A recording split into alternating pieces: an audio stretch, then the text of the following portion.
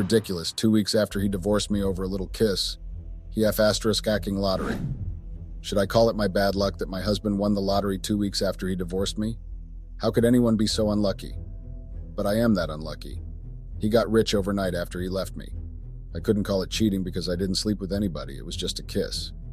I, Amanda, F28, is married to Mike, M32. Mike and I have been married for 6 years now. Our relationship was kind of rocky due to the problems we had. I do freelancing for people, and so the money coming is not that much. Mike is what you called the guy who didn't take life seriously, but I did, and oftentimes I had told him to be more careful about a lot of things. Mike and I met each other at a house party. We instantly got involved with each other, and we took it off from there. Mike didn't have a lot, but I was okay with whatever he had, and we decided to get married. Before our marriage, I got to really know him, and we went out for a couple of dates and family dinners. His family were not so happy when we told them we were getting married because they felt like Mike wasn't ready, and also they thought we were rushing into things. After Mike had proposed to me, I made sure to plan our wedding, but it was a really small event. We didn't want to do anything big. I didn't get to invite anyone from my family because we were really talking at that time. Mike and I got married after a lot of planning. Indeed, it was really stressful because I had to manage his family and do what everyone wanted. After the wedding, I moved in with Mike and we started our lives together. But it wasn't easy. The first 2 years, I think that was the time I really struggled the most. Mike had nothing. He had told me that he used all of his money for the wedding and that he had nothing left. But then I was still in my love era, and so I decided to endure and manage with him. During that period, Mike had told me he was doing some business here and there and that it was going to click somehow. Don't get me wrong. Mike wasn't particularly jobless. He was doing some kind of job at that time, but it wasn't really yielding anything good. We weren't starving, but we were not comfortable as we should be. Not long, Mike was thrown out of his job because he wasn't coming to work regularly. I became so confused because I knew that Mike got ready every day in the morning and he usually went out, telling me he was going to work. So when he had told me that he was sacked, I didn't believe him. When he even told me the reason, I became so furious. I had asked him where he usually goes every morning, and he told me that where he was working, he was not been treated well, and so he had to give them space. We argued a lot that day because I was so angry. We weren't feeding well when he was on his job, then how are we supposed to even feed when he had been sacked? We quarreled so much that very day because I was frustrated. Don't get me wrong. I loved Mike, I genuinely did, and that was even the reason I married him, not because of money or anything. So when I discovered he didn't have much, I still married him. Mike left the house angry, and I cried so much that day because physically and emotionally I was exhausted. But when he didn't come back till late that night, I decided to try and reach him. But as I was about to call him, he had walked in. We apologized to each other, and he had told me that he was going to find a job and we were going to be fine. I believed him. Don't get me wrong. I did some little freelancing sometimes, but it wasn't for coming, so it was good as if I didn't have a good paying job. The very next day, Mike got ready and left again. I didn't know where he was going. He didn't tell me, but I believed deep within me that maybe he was actually going to look for a job. But I was wrong. It went on for a while. Mike getting ready in the morning and coming back late at night. He kept telling me that he was looking for work and it was working out for him. But I decided to suggest to him that maybe it was time for him to come down from his high horse and look for a minimal job which could put food on our table and also pay the bills because the bills were really piling up, but he didn't agree with me. He told me that it was not what he wanted to do, and so he wasn't going to do it. I waited for a while, and when I saw that Mike wasn't going to get this big break he had been talking about, I told myself that it was time for me to go out and look for jobs myself so I could be able to feed myself and also do some necessary things for myself. I went out and I got a job as a waitress at a restaurant. The pay wasn't good, but I knew it was going to keep me afloat. I made preparations and I started work the very next day. I did talk to Mike first before resuming, but he was really excited like I was ready. Reasons I came to know a few weeks after I started the job. I started work and I was paid every day, but it wasn't really enough. But me and Mike were able to eat and I was paying the bills I could pay. I kept on working and I kept on asking Mike when he was going to get a new job because I honestly felt like he became really comfortable after I got a job. He wasn't going out every morning like he used to. He could always sleep throughout the day and I could come back from work and see him exactly at the spot I had left him. I decided to ask him about his work, but he didn't really give me any reasonable answer. I left it and I moved on. I decided to take more shifts in order to be able to make enough money, but it wasn't really easy. Every penny I made went to catering for Mike and I. He wasn't contributing at all. But after a few weeks, Mike I had told me that he got something that he was doing and that he had some money which he had given me. I had asked him then how he got the money, and he told me that he saw a job, but it wasn't much and that he was going to manage it for a while. I was happy because at least I wasn't going to take too many extra shifts again. The burden was going to be reduced. Mike made a lot of effort. He told me to take some time off work and that he was ready to pamper me, but I told him that he should use that money to pay our bills, but he insisted and he took me to my favorite restaurant. He bought me gifts and he had told me how much he appreciates me. I was really happy. He made me happy. Mike told me that I should stop working, but I refused because I didn't want to go back to how things were before where we could barely feed. But after some time, Mike broke again. I was happy I didn't stop working. If not, what could have happened to me? This time around, he was really frustrated and he took the frustration on me. He became so cranky. He was always cooking something in his head. How I wasn't home when he needed me and how I was not there to support him and how there was no food at home and how I was always coming late etc. I made plans to avoid him because after coming home from work with that much stress, I didn't want to get into an argument with him. But when he started going on and on about how he thinks I might be seeing other men, I immediately lost my cool and I got on with him.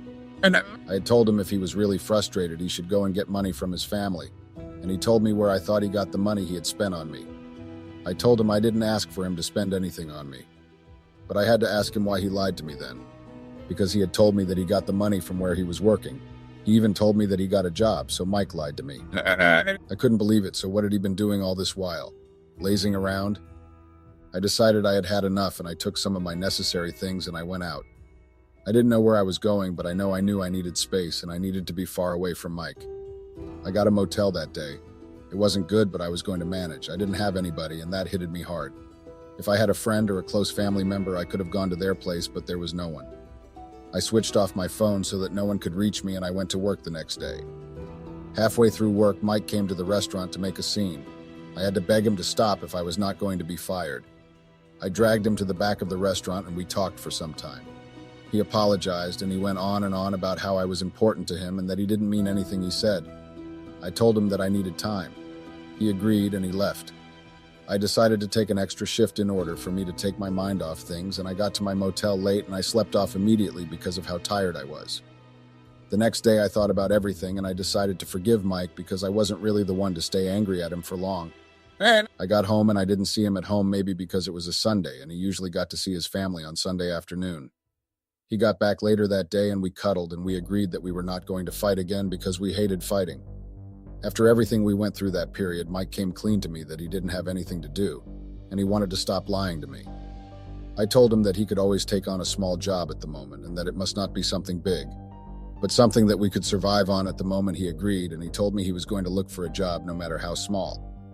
I was happy because that was at least a step in the right direction, right? He did get a small job and he did it for a while, but he wasn't really committed.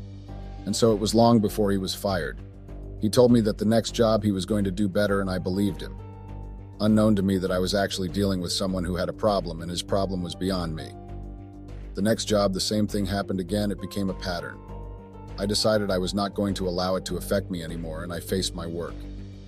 One Sunday afternoon, Mike had told me that his parents had invited us to lunch, and I went reluctantly because they had made it clear that they didn't like me, and the feeling was very much mutual. His mother kept on going on about how I wasn't a good wife and how Mike had told them I had been avoiding him. I felt so disappointed because it was unnecessary for him to bring our relationship to his family table. His mother kept on talking about how I should be grateful because in her head she was feeding me. I told her that I was feeding myself off what I am being paid at work and she should be ashamed of herself because she had a son who was struggling and she couldn't help him get a job to even save his life. But she had told me that she paid for our wedding and I should at least be thankful, but I was taken aback because Mike had told me that he paid for the wedding with all of his money, and that was the reason why we were struggling after the wedding. I didn't know what to say anymore and I left the house. I got home and when Mike came, I had told him how disappointed I was in him because he had repeatedly lied to me. And he just watched his mother insult me and he didn't say jack. I had asked him why he was always ready to raise his voice to me, but when the time came for him to defend me, he ignored me. I didn't even wait for him to speak and I went to bed. I got up very early that morning and I left for work. I didn't even wait for him to wake up because I wasn't ready to face him or get any explanation from him. During my break, I was sitting alone thinking about how I ended up in all of the mess I was going through. Was I wrong to have loved someone wholeheartedly? I was interrupted by Jill. Jill started working at the restaurant a few weeks ago and we became friends. At least she is the first person I can call a friend. She's been a form of emotional support. She had always advised me and made me comfortable. Most importantly, she was always there for me. Mike and I went on like that for a few weeks. I could see that he wanted to talk to me badly, but I was not giving him the space to talk. I also did want us to stop fighting, but everything was happening at a time that I needed my space and also at a time where I was really frustrated. Somehow we got past our differences, and it all was for the best because I learned a lot from the problem we had, and I also found out that my husband had always been a liar. It was a great blow. I started questioning everything we ever had. I did forgive him, but it was not like before again. But with the help of Jill, she encouraged me to move past it, and that marriage was hard, and I needed to fight to keep my family, but I had to tell her that it wasn't really my fault. I had always been the one fighting for us, and it was really exhausting. But in order to cheer me up, Jill made it her mission to help me lighten up. Mike and I were okay, but we weren't like before anymore. But we were still there. Jill invited me to go out with some of her friends, and I accepted because I needed anything that could take my mind off what I was going through. She introduced me to some amazing set of people who welcomed me to their midst wholeheartedly, and I was very happy. I didn't have friends, and so I was grateful for the once I was able to make it through Jill. Among the friends Jill had, there was Pete. Pete is that kind of guy who goes for whatever he wants. And at the point of us being introduced, I found out that he was somewhat intrigued by me. I didn't want to think too much into it, and so I brushed it off. After the hangout, I went about my normal life with Mike. We started working towards trusting each other again. When I saw that he was actually trying, I made it a point to always acknowledge his efforts. He deeply told me how sorry he was and how he was working towards being a changed man. I bought everything he was saying and doing toward being a better person because I did love him and I wanted us to be like we were before. But I didn't know I was going to receive the shock of my life. It was really a busy day at the restaurant, and Pete came by to see Jill. Apparently he stopped by to eat, but he was at his table staring at me all through. But I ignored him. He had said that he was inviting Jill and I to his house opening party, and that we should come because it was going to be fun. I was kind of skeptical about it, but Jill convinced me otherwise. After work that day, I went home and I decided to do some laundry because it was beginning to pill up. But I got the biggest shock of my life when I saw a lottery ticket in Mike's pocket. So this was all he had been doing? Gambling with the little money that we had? I was really furious that very day. I began to think about my life and how I had really been through a lot just because I decided to love someone. Like, why could he do that to me? I was at work trying to make a living, taking extra jobs and making sure I was paying bills, and my husband had the money to gamble instead. Isn't that great? When he got back home, I was surprisingly calm. I confronted him and he told me this story of how we were going to be rich, and I asked him if he genuinely at any point looked for work, or if he was working at any point since we got married, and he told me that that was his work. Gambling. I didn't know when I began to cry, so I was lied to my entire marriage. I had been living a lie. I began to think maybe the love was also fake. But Mike went on and on about how I had been making mockery of his work and so on. But was I really making a mockery of his work? When I was struggling with someone who didn't exactly have a future in gambling. But the tip of it all was when he told me that it was the work I was making a mockery of that gave me a wedding. I felt like I was slapped across the face. I immediately left him and went to the room to cool off. I knew that he was genuinely trying to hurt my feelings, and he succeeded. Jill called me and told me she was coming to pick me up for the party. I wanted to tell her I wasn't up to it, but I told myself I was going to put myself first and have fun instead of just sitting down and thinking. I got ready and went to the party with Jill. Mike tried to speak with me, but it ignored him. The party was up to standard. It was really big. We met up with the rest and we took drinks. The night was progressing well until Pete got really touchy and close. Well, Pete and I kissed, and that was because I was really tipsy and he was as well. I didn't know that Mike had followed me to the party. When I realized what I had done, I tried to get up and leave when I saw Mike looking at me with disappointed eyes. I went after him and I tried to explain things to him, but he wouldn't listen. He told me that I shouldn't bother coming back home and that it was over between us. I collapsed right there and I cried my eyes out. Jill came to my rescue and she took me to her place. I was there for a while and I was trying to fix things between us, but I was not succeeding. I went to the house and he didn't allow me in. He told me about how he had plans for us and I went on to cheat on him, but I told him that it was not intentional and that I was drunk. But he told me that it was what I had always wanted to do and that he had been suspecting me for a while now. I was taken aback because it wasn't true. I was trying my best to beg him, but he didn't listen to me. He parked my things out and I made sure to park everything and I left. I still had hope that somehow I was going to get through to him. All that hope shattered when I was served divorce papers at work. I tried to call Mike, but there was no answer. His mother didn't even make things easier because she came to mock me about how I was never good for her son. I was so disappointed because I really made a huge mistake marrying into such a family that their son was gambling and they were fine with it.